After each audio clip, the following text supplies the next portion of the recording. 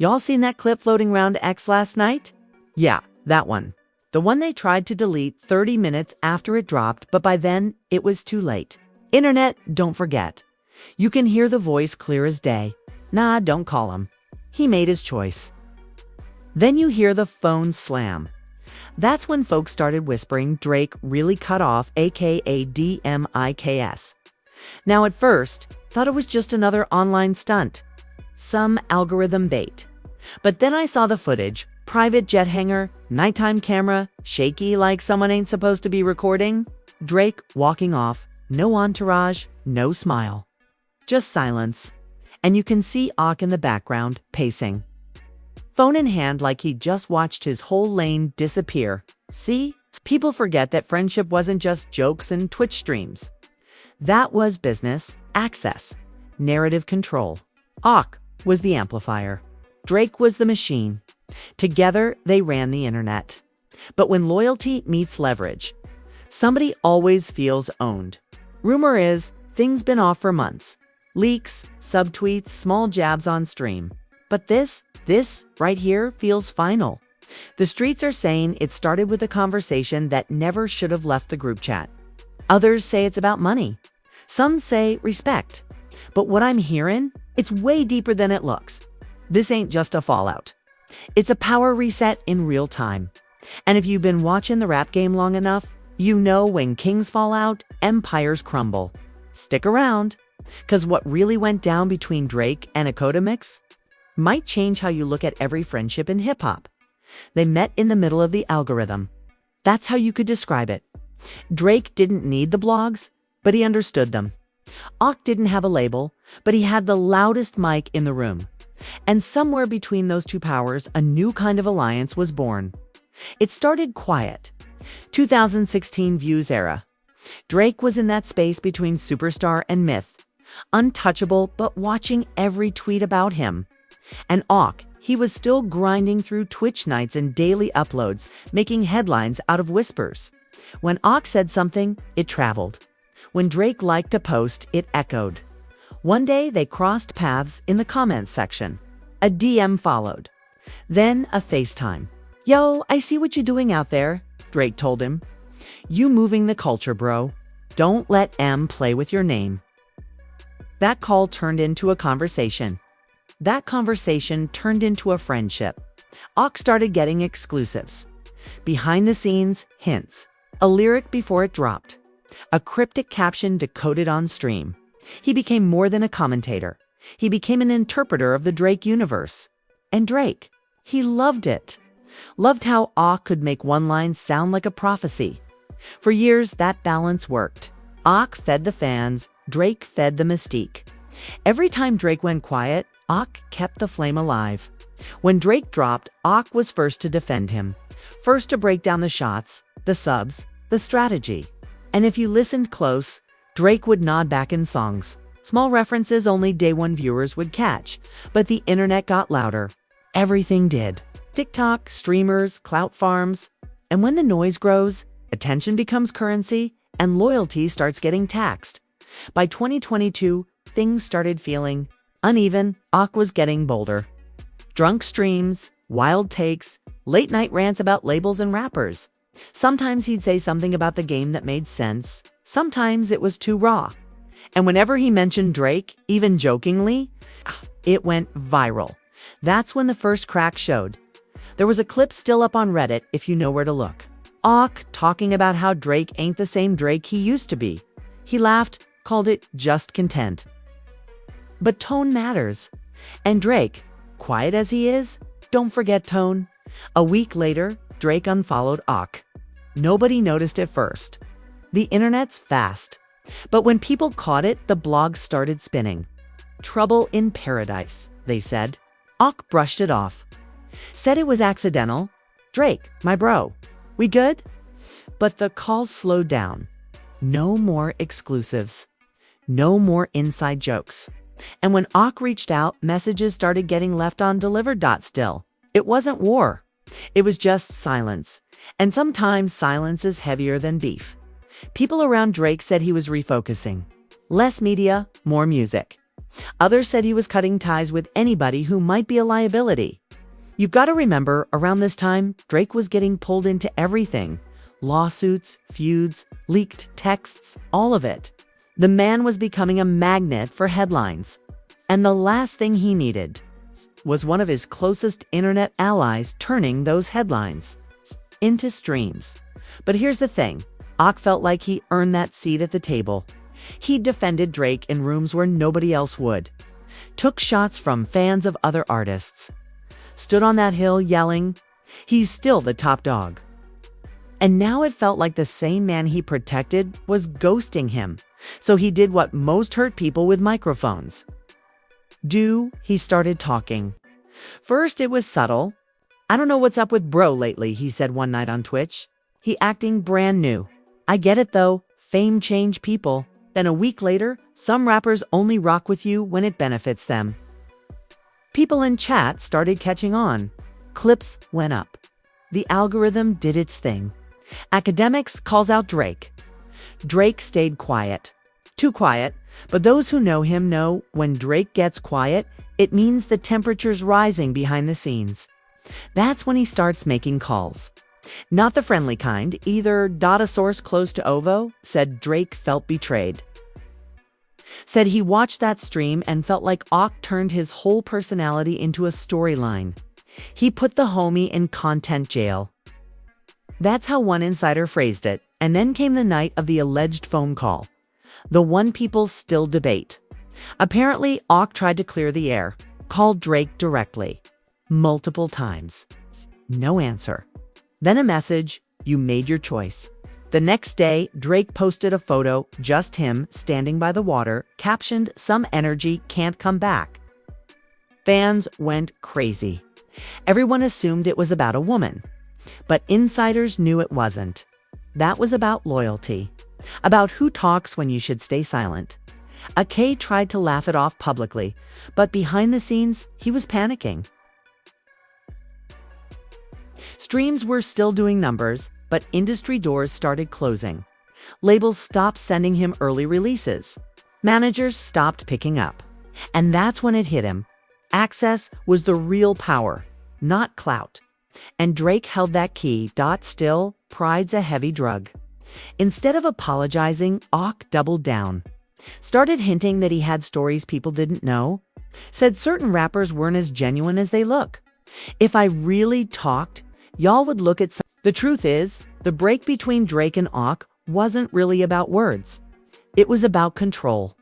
Who tells the story? Who owns the version the public believes? In hip-hop, control is currency. Not money, not fame, narrative. And both of them, in their own way, thought they had it. After that fallout, Drake went quiet. But behind the scenes, he was moving different. Sources say he started pulling all his digital strings back in-house. No more leaks, no more reactors, no more friendly insiders. Everything had to be filtered through the OVO lens. It was like he was building a firewall around his legacy. And while he was doing that, Ak was spiraling. The man who used to control every headline was now becoming one. People were clipping his reactions, his breakdowns, his pain.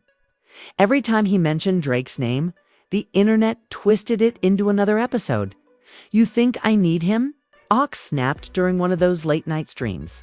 "I built my platform before any rapper co-signed me. Let's not get that twisted." But deep down, he knew the truth. Drake's proximity had turned him from commentator to insider. It gave his words weight. When that link vanished, so did the credibility. The fans could feel it too. Something about his voice didn't carry the same energy anymore. A week later, a video dropped. Not on Ak's page. Not on any major blog. Some random burner account. Low views, shaky footage. It showed a snippet of a conversation, supposedly Drake, talking to someone off camera, saying he started treating me like content. A clip spread like wildfire. It looked real. Sounded real. And even though nobody could confirm it, people believed it because the timing lined up. It was the final spark. Ak saw it. You could tell by how his next stream started. Quiet, eyes heavy. Glass of Henny in his hand. He didn't even play the usual intro music. "They really trying to play with me, bro," he said. "I don't know who leaking these clips, but I know what's going on. I know who's sending them. They tryna erase my name out the story. But I ain't going like that." He leaned closer to the camera. "They want to talk loyalty. Let's talk loyalty. I've been 10 toes for years. Ain't never switched sides. Ain't never posted nothing that wasn't out already. And now, suddenly, I'm the problem." It was raw, vulnerable. You could hear the crack in his voice. Not from anger, from disappointment. And that's when things started getting emotional for the audience. People who'd been clowning him started saying, "Nah, this feels personal now." Folks who never liked him started defending him. It was like watching a man publicly fight for his identity. But Drake didn't respond. Not a word, not a post, nothing. Instead, what came next was even colder, a wave of quiet disassociation. Artists who used to appear on Ak's shows suddenly canceled. Producers who used to send him snippets started ghosting him. Even label interns, the ones who used to beg for coverage, stopped replying. It's like everybody got the same memo overnight. One viewer said on Reddit, "Somebody blacklisted him. Ak started noticing it too. Y'all ever feel like people act like you, contagious?" He said one night, laughing bitterly. "Like soon as one person stop rocking with you, the rest start pretending you never existed." He paused. That's what power looked like when it's silent. And he was right. Because that's how the industry moves. Quietly, politely, like a shadow slipping under a locked door. Nobody says it out loud, but everybody knows who made the call. Meanwhile, Drake was entering a new phase. Different look, different tone, almost like he'd shed something heavy. People around him said he was refocusing his circle. He wasn't posting his usual hangouts. No club footage, no internet banter. Just music, business, silence. But silence can look like guilt if you stare at it too long. And fans started whispering again. Did Drake really cut him off over pride? Ain't that hypocritical? Didn't he used to joke with Ak all the time? The internet doesn't care about context. It cares about moments. And in that moment, the story started turning. Ak began gaining sympathy, the underdog card. He leaned into it, whether consciously or not. Started talking about mental health, loyalty, trust. How fame changes the people closest to you. "People think this game built on money," he said in one stream. "It's built on ego. You feed someone's ego long enough, they start believing they created you." It was one of his realest quotes. And it went viral. People cut it up, put it over piano instrumentals, used it on TikTok videos. The same audience that once mocked him was now sharing his words like gospel. And somewhere in the middle of all that noise, a DM leaked. It was supposedly between Ak and one of Drake's old associates. Nothing too crazy, but enough to stir things up. It read, "He don't even realize I covered for him. If I ever really spoke, it'd shake this whole culture." That line, "shake this whole culture," became a meme. People started posting it under every Drake clip, every OVO post, even random music videos. It became the internet's version of a warning shot. Drake's camp finally had to say something. Not officially, but through coded moves. One of his producers posted a cryptic story. "Never bite the hand that recorded your legend." Then deleted it 2 hours later. Ak responded within minutes. Funny how the truth always makes people nervous. And that's when it became more than tension. It became a Cold War. But what most people didn't see, what was really happening behind those tweets and subs, was a slow psychological unraveling. Two men who once trusted each other, now moving like chess opponents. Both convinced they were the betrayed one. Drake saw Ak as reckless, a liability in an era where screenshots can destroy brands. Ak saw Drake as manipulative, a man who wanted loyalty but only on his own terms. It was personal, but it was also symbolic. This wasn't just about them.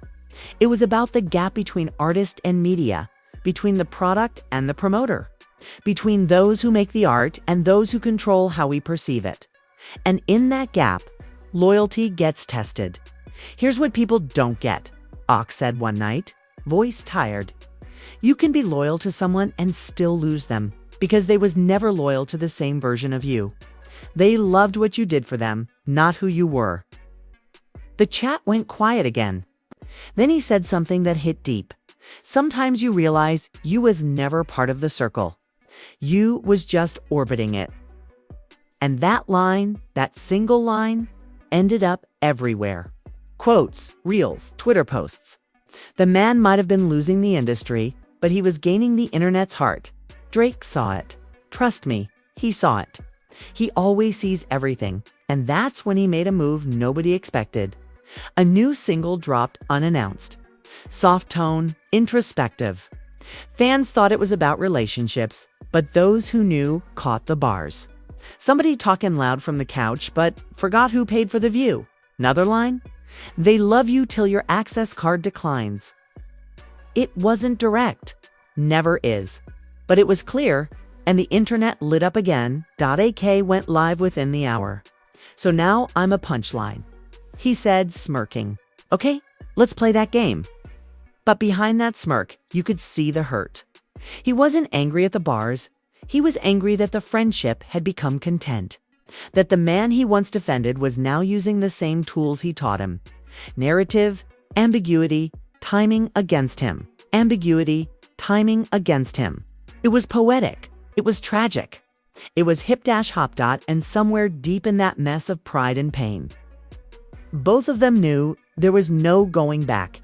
Because once the public gets involved, reconciliation becomes performance. And performance don't heal anything. But the world didn't know that yet. They thought this was just another viral fallout. They didn't realize the real story was still forming something darker, quieter, more final. Because the real betrayal, it wasn't public. It was still waiting to surface, and when it did, everything they built, every follower, every connection, every secret would turn into a weapon. The leak didn't come from a hacker. It came from someone inside. Always does. One night a clip hit the net, low-quality background noise. But you could tell it was a private convo. Ox voice, laughing. If I ever really told what I know, they'd bury me. Then another voice, someone asking, "You mean Drake?" And Ock replying, "Bro, I seen things I ain't even supposed to see." That 5-second clip changed everything. Within hours, it was everywhere. TikTok, Twitter, YouTube Shorts. People slowed it down, cleaned up the audio, debated if it was real. Some said AI. Others said real. But the damage was already done. Perception is truth on the internet, and perception said Ock had secrets. Drake didn't speak on it. Didn't have to. He just posted a photo, black background, gold chain on a table. Caption, some stories tell on themselves. Fans went wild. He's talking about Ock. He exposing him. Hashtags flooded timelines. But the crazy part? Ock hadn't even said anything wrong. It was just context stripped and twisted.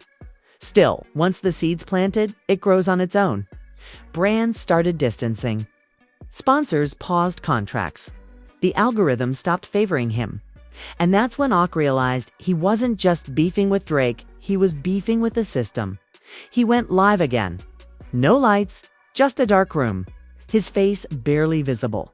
"They trying to cancel me for a conversation I don't even remember," he said. "But I'm gonna tell y'all the truth tonight. All of it." People poured into the stream. 100,000 live viewers. Chat flying. Hearts, fire emojis, snake emojis. Ock leaned forward, voice calm but cold. "When you stand next to somebody powerful," he said, "you forget they don't need to destroy you loud. They can do it quiet, elegant.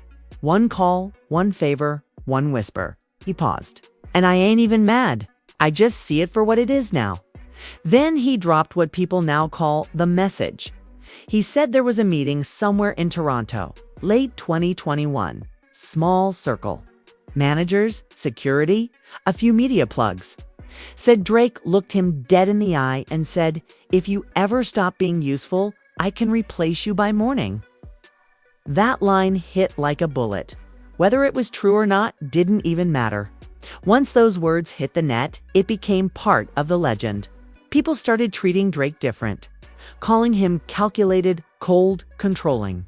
Memes, think pieces, videos breaking down the psychology of Drake, the strategist. Ak didn't post any proof. He didn't need to. The story alone was enough. But here's the twist. Somebody else had been recording that meeting. And when that footage started moving behind the scenes, both of them realized something dangerous. They weren't in control of the narrative anymore. This wasn't about content. It was blackmail. Some anonymous accounts started sending emails to media outlets, said they had more clips, real receipts, private convos, said they'd sell to the highest bidder. And suddenly both Drake and Ak were on the same side again, not as friends, but as targets. That's the crazy thing about power. Enemies can share the same threat. Behind closed doors, people close to Ak said he was paranoid, checking his phone, deleting old files, calling contacts to see who flipped. One of his boys told me he wasn't scared of Drake. He was scared of being erased completely. He said, if they release that footage, they'll make me look like I was never real. Drake, on the other hand, was playing chess. He moved silently. Lawyers, cleanup teams, NDA reminders.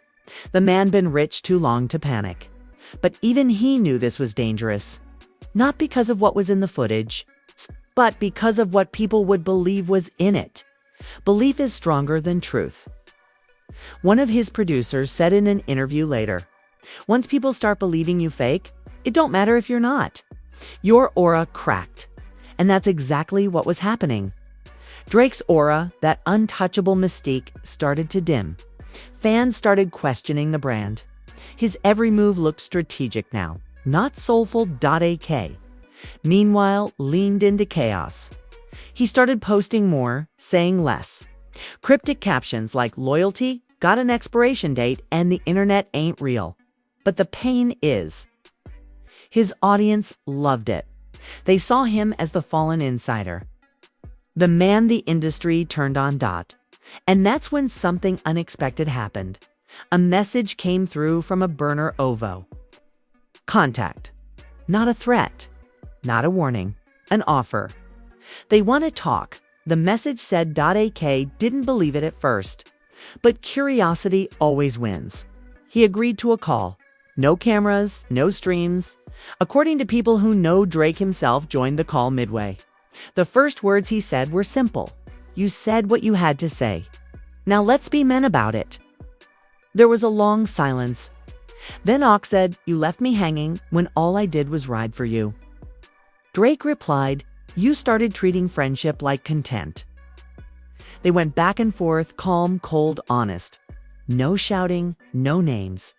Just truth. The kind that hurts. I made you part of history, Drake said. Nah, AK replied. You made me part of your marketing. And that right there, that line was the real end. Because once someone says that, there's no rebuilding trust. You can respect each other, you can even miss the bond. But you can't rewind. After that call, both of them went ghost for a while.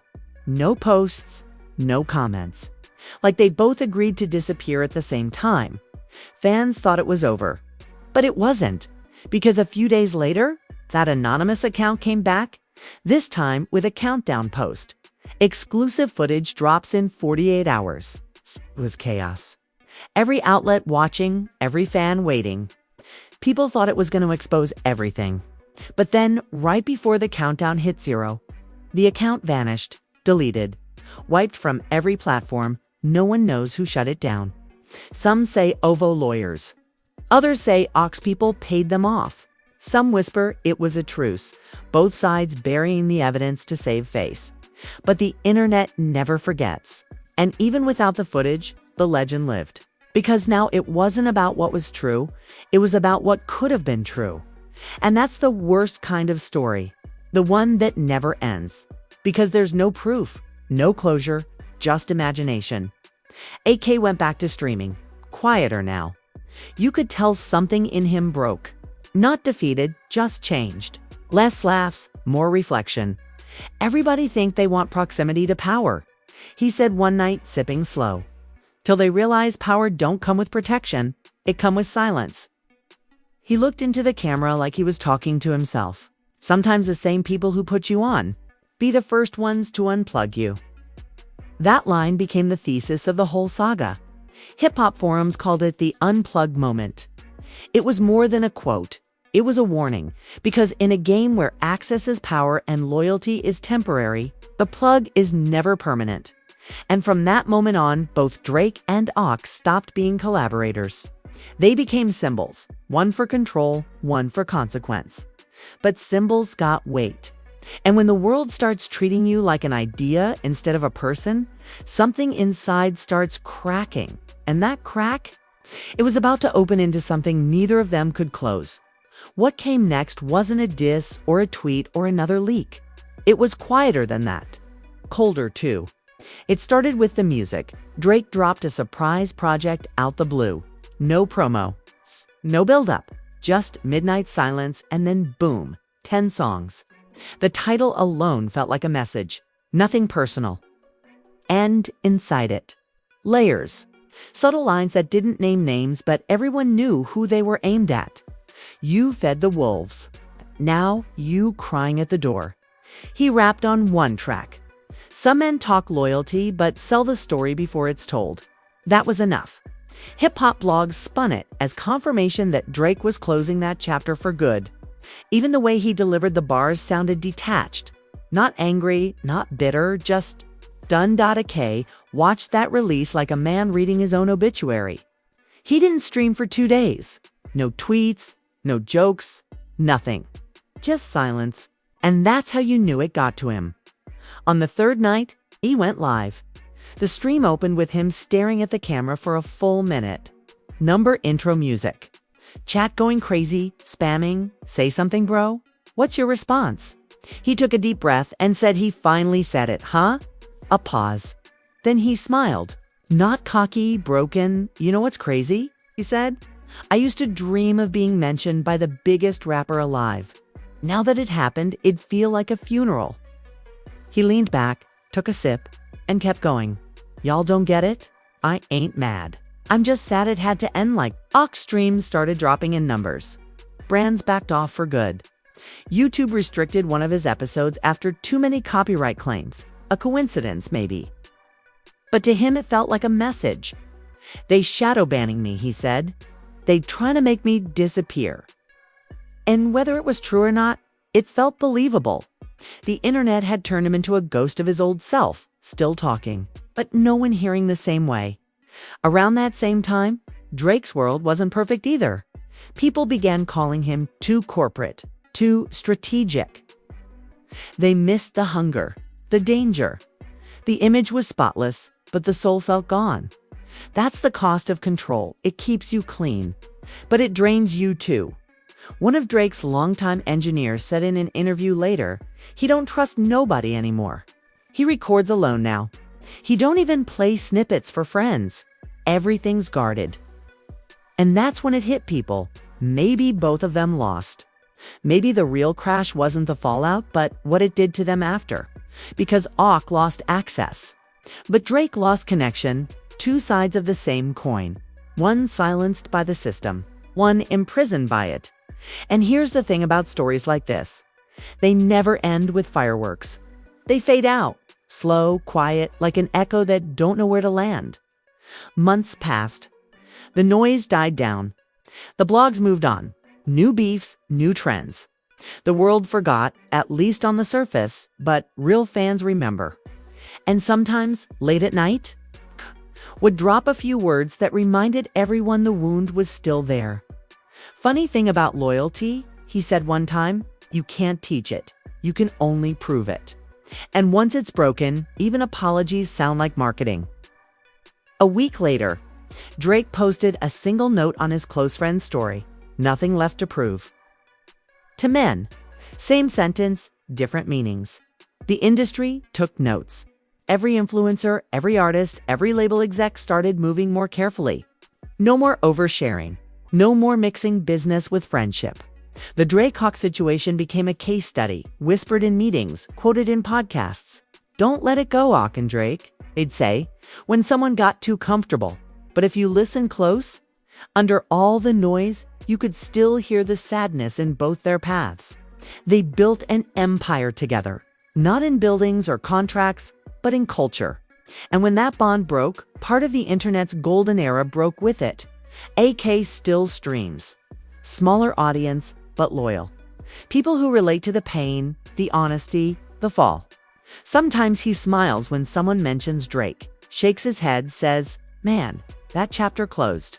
Pa. His eyes say different. And Drake. He still posts, still performs, still sells out arenas. But something about his aura shifted. Less warmth, more glass. Beautiful to look at, but you can't touch it. They both learned the same lesson. In different ways, power don't protect you from heartbreak. And success don't save you from loneliness. One night, AAK ended his stream with a line that summed it all up. Some people think betrayal is when somebody talked bad about you. Nah, betrayal is when they stop talking altogether. The screen faded out. No outro, no sound. Just darkness.end somewhere across the world. Maybe Drake saw that clip. Maybe he didn't. But if he did, he probably felt that same cold silence echo back. Because no matter how far apart they drifted, they were still reflections of the same machine. Two architects of digital power. Now ghosts in their own stories. And that's what made this whole thing tragic. It wasn't about ego or streams or fame. It was about connection and what happens when connection becomes currency. In the end, both of them proved something. Drake proved he could survive without anyone amplifying him. Ak proved he could survive without the machine's permission. But they both lost the same thing, trust. And in this game, that's the one thing you can't buy back. The final word came not in a post, not in a song, but in a private text that never leaked. Drake sent it months later. Simple and short. No hard feelings. It had to happen. Ak never replied. Just screenshotted it, saved it under closure. That was it. No reunion, no apology tour, no fake peace. Just two men moving on in silence, both knowing they'd never really escape the shadow of what they built together. The internet moved on. Hip-hop evolved. New faces took over. But that story, the rise and fall of Drake and Akademiks, stayed in the culture's bloodstream like an old scar, because everybody saw themselves in it. The loyalty, the ego, the crash, the quiet regret. And if you look close enough, you realize something chilling. This ain't just a story about two men. It's a prophecy about how every bond in this digital world ends, not with betrayal, but with silence. So what we just witnessed wasn't beef. It was a mirror. Two men, both powerful in their own lanes, both convinced they were right, and maybe they were. Drake moved like a general protecting the kingdom. Ak moved like a soldier tired of fighting someone else's wars. And when those energies collide, something gotta break. The truth is, this story ain't just about music or fame. It's about loyalty in the digital era, how love turns into leverage, how friendship turns into footage, how silence speaks louder than any diss. Everybody says they want to make it, but nobody talks about what it costs when you finally do. When you're chasing relevance, you start trading pieces of yourself for access, till one day you wake up and realize the access gone, and so are you. When you chasing control, you start building walls so high that nobody can hurt you, but nobody can reach you either. Drake and Ak showed both sides of that coin. And somewhere between them, there's a lesson. Power don't make you free. It just changes who can cage you. The internet loves to pick sides. Team Ak, Team Drake. But maybe the real story is what happens when both sides lose something they can't replace. Respect, trust, the kind of bond that money can't patch up. So what y'all think? Did Drake do what he had to do, or did he go too far? Was Ak out of line, or just too honest for the system he helped build? Drop your thoughts in the comments. Let's talk about it. And make sure you subscribe, because this story ain't over. In hip-hop, silence don't mean peace. Sometimes it's just the pause before the next storm. The pause before the next storm.